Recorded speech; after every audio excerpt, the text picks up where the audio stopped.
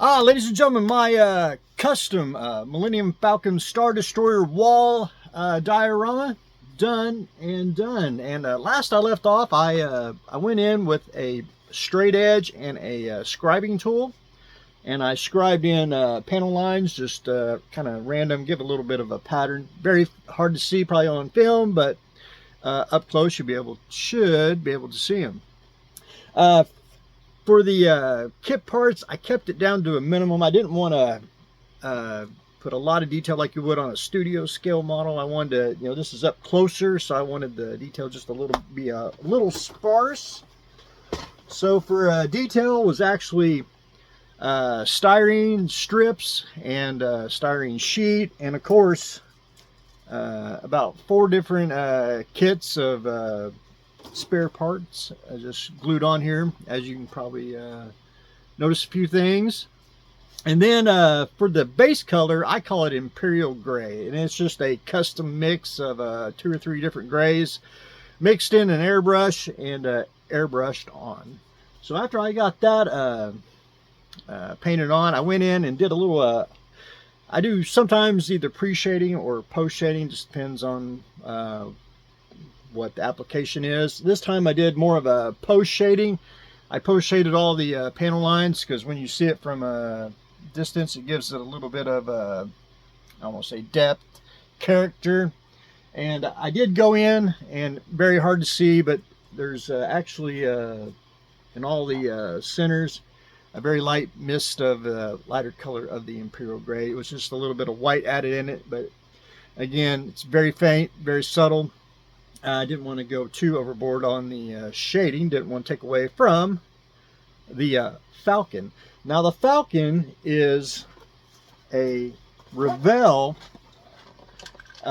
build and play kit. This is an entry-level kit. Has electronics where the lights and sounds. I have a bunch of these, and I wanted to reuse one. The battery still works, but I went ahead and just glued it to the base, so it's just good and secure. I did cut off the square dish, because when the Revell came out, they came out during the Force Awakens with the square dish there. I did cut that off and added a round dish for the Falcon to make the ESB one. And I did not repaint the Falcon. I did add to it. I repainted some of the panels, and I scuffed up and weathered the colored ones. But for the lighter shade ones, there's a couple different shades of lighter gray than that.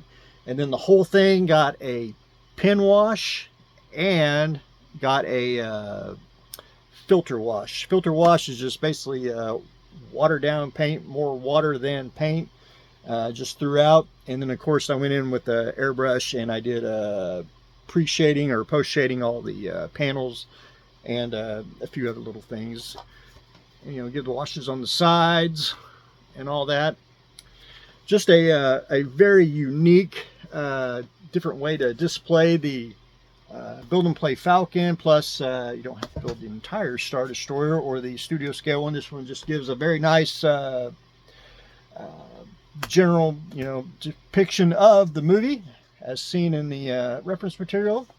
But I think it turned out pretty darn slick. I do, however, need to mount it. This is based off of a wood picture frame, so you can either drill your hole, get you 2 holes for the mounting command strips, or do the old-timey wire for the picture frame, and then be able to hang it somewhere. And